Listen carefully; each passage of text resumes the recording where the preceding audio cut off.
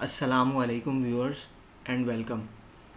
KSE 100 के weekly graph को हम देखते हैं तो गुज़िश्ता वीक में 2256 पॉइंट मार्केट प्लस रही और बिग वाइट कैंडल।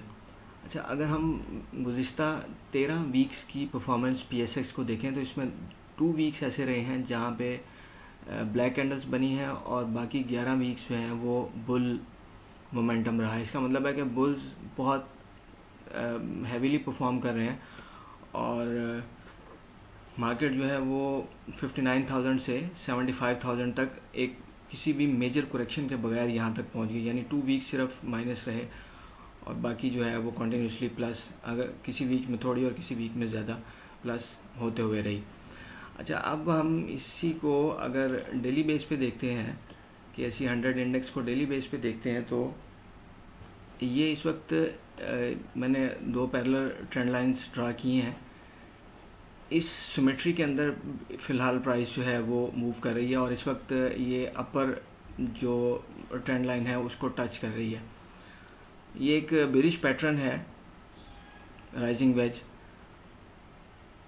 लेकिन ये उसी सूरत में है जब ब्रेकडाउन हो।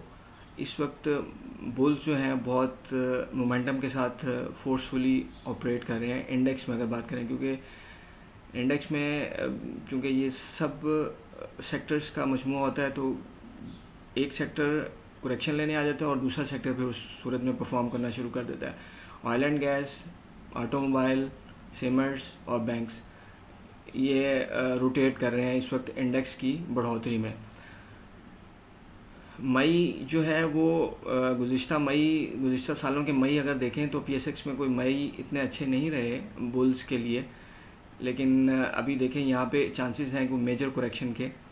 लेकिन ये उसी सूरत में है जब प्राइस पैटर्न कोई ब्रेक हो। इस वक्त 74,300 जो है वो इसका डाउन साइड पे होगा। अगर 74,300 ब्रेक होता है तो थोड़ा फिर डीप होने के चांसेस पैदा हो सकते हैं। अदरवाइज़ नए हाइज जो हैं वो फिर इस वक्त क्लोजिंग चूँकि 75,342 की है तो 76 और 77 के एरियाज़ जो हैं वो विटनेस किए जा सकते हैं। अगर इसका ब्रेकआउट होता है, इस चैनल का ब्रेकआउट होता है तो फिर जो है वो 80,000 भी नज़र आ सकता है। लेकिन ये सारी बातें कंडीशनल हैं, इसमें कोई भी बात हतमी नहीं है और ना ही ये कोई बाय सेल कॉल है। और अगर ब्रेकडाउन होता है जो कि ब्रेकडाउन 75,000 से नीचे का होगा तो फिर 69,000 जो है वो इंटैक्ट हो जाएगा। इंडिविजुअल स्क्रिप्ट्स को देखें तो पायनियर सीमेंट ऐसा सीमेंट है जो अपनी जो 2017 और 2021 वाले हाई से भी ऊपर निकला। अदरवाइज़ बहुत सारे सीमेंट्स ऐसे हैं, या लकी सीमेंट है जो इस प्राइस पे आया है। बाकी अक्सर सीमेंट जो है वो बहुत अपनी हाई प्राइसेस से नीचे रिलेटिवली ट्रेड कर रहे हैं। तो ये फंडामेंटल्स का भी फिर इम्पेक्ट होता है कि फ़ंडामेंटल्स किस कंपनी के कैसे हैं तो फिर उस हिसाब से परफॉर्म करती है। अब ये डीजीज़ के 2017 के हाई देखें और अभी करंट की प्राइस देखें, ये 240 की प्राइस थी, ये एडजस्टेड होकर 220 नज़र आ रही है। असल में ये प्राइस 240 है और इस वक्त प्राइस जो है वो 90 के करीब चल रही है।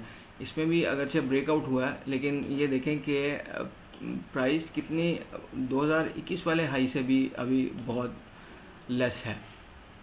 लकी सीमेंट ऐसा है कि जो उस हाई के करीब गया है जो 2021 वाला था और आलमोस्ट समझे कि उसने वही टच कर दिया।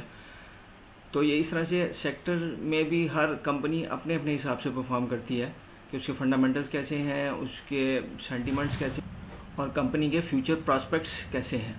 तो ये मल्टीपल फैक्टर्स होते हैं प्राइस के बढ़ने या कम होने में। अच्छा, इस वक्त सेल जो है बहुत हैवी वॉल्यूम्स के साथ ट्रेड हो रहा है। ये बहुत ज़्यादा लोन्स की मद में है और ये अपनी एक सब्सिडरी कंपनी सर्ल पाकिस्तान को ऑफलोड करना चाह रहे हैं। उससे इनके लिक्विडिटी क्रंच जो है वो कुछ बेहतर हो जाएगा। तो दी सर्ल यहाँ पे लिस्टेड है, इनकी एक सब्सिडरी कंपनी है सर्ल पाकिस्तान लिमिटेड, उसको ये ऑफलोड कर रहे हैं। तो ये कंपनी के पास कैश फ्लोज आएंगे और ये फिर बेटर हो जाएगा। अभी ये बेस यहाँ पे कंपनी बना रही है, अभी ब्रेकआउट हुआ नहीं है। ब्रेकआउट होगा तो फिर इसमें ऊपर की प्राइसेस नज़र आ सकती हैं। डाउन साइड पे इसमें मेजर सपोर्ट एरिया जो है वो 50 रुपीज़ का है और रेजिस्टेंस 64-65 है। इससे ऊपर निकलने की सूरत में फिर ये ब्रेकआउट इसका कंप्लीट हो जाएगा और सस्टेन भी करती है ऊपर। तो व्यूअर्स, ये बाय सेल कॉल नहीं है, जस्ट टेक्निकल बेसिस पे इंटरप्रिटेशन है। And wish you good luck in trading. Thank you very much.